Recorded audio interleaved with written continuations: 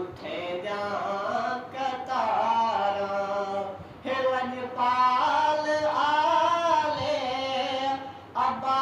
मुस्तफा दी ज़माने तो अध